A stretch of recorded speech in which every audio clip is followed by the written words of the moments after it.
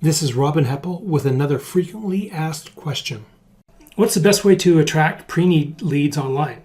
So and some of these questions are a little bit repetitive, but they're asked in a different way. So I'm just trying to address as many as I can here.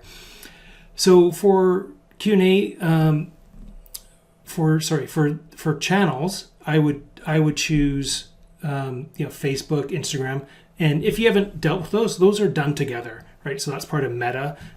Meta owns that, and they own WhatsApp. WhatsApp is way more popular in Europe than it is in North America. So I really wouldn't worry about that as much. And also too, it's really a communications one. So if you have ads in there, I don't think it's seen as good, especially being a funeral.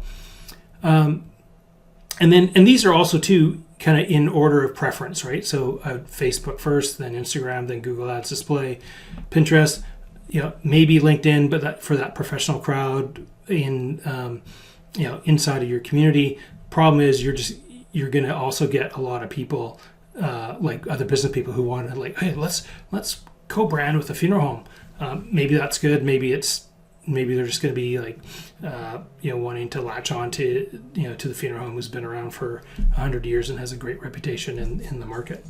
And then I know there's things like TikTok and that, and and some people use it at this time. Only consider that after you've maxed out what you can in these other areas.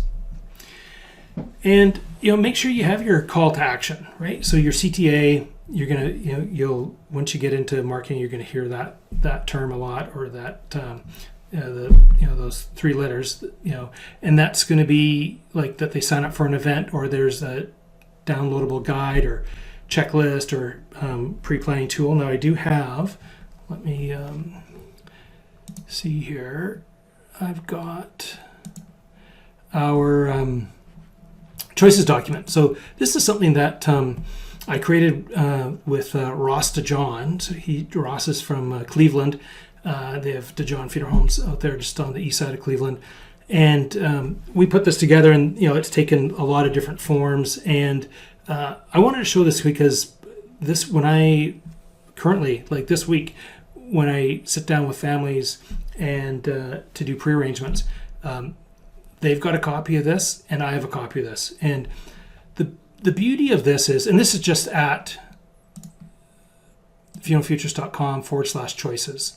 You can download it. There's a video up here that explains it in more detail, but I'll try to be quick. So the beauty of this is that it will, it has most of your, or if not all of your offerings.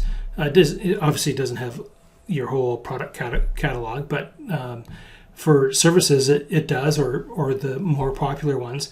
And the benefit is there's two things. One, I think there's three benefits.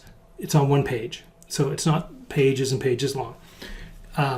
Two, for the people that don't want to have a service, and unfortunately here in the Pacific Northwest, we do have a lot of people that just want that disposition only, or what we're calling that now is cremation without ceremony, and so there's this big, when we go through this list, there's this big chunk of space that's just untouched.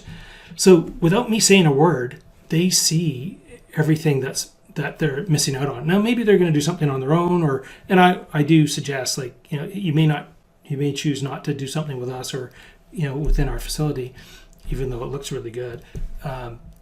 You can do it whatever, but at least do something.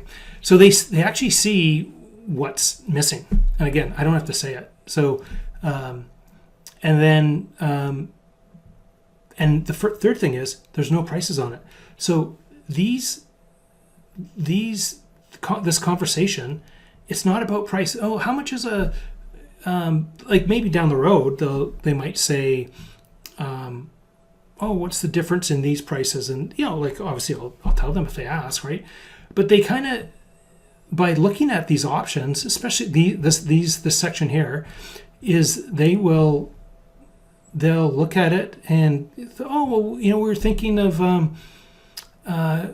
we didn't want to have a traditional service. I'm like, okay, well, you can have like a celebration of life, which you and I know is a traditional service, or could be in a different name. And the other thing too is like, if, oh, Dad said he didn't want to have a service. I'm like, oh, fine, that's no problem at all. Would then a memorial reception would be okay, right? Oh, well, what's that? Oh, well, that's kind of like where everyone gets together. There's no service, and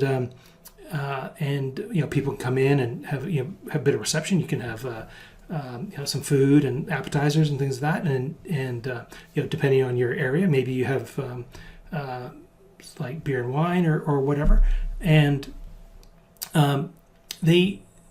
And I said the difference is you could have like a celebration of life that starts at 2:00, or you could have a memorial reception from 2 to 4. Like for the funeral home, there's no difference in price. You can it's just how you want it. How do you want to position it? So it's a great option, right? Because I'll say, and it obviously it depends on the But if I have a good character or good rapport with the folks, I'll say, no. Did your dad say that you can't have a memorial reception? Obviously, your dad didn't say that because he has no idea. Now he's dead, so he can't say anything about it. And oh yeah, no, he never said that. I said, there's a benefit of getting people together and that. The one thing with pre-need though is that I find that they'll say, well, what if we live till we're like 95 and we have no more friends? Like, well, you should have some family and things like that, and then maybe grandchildren or great grandchildren.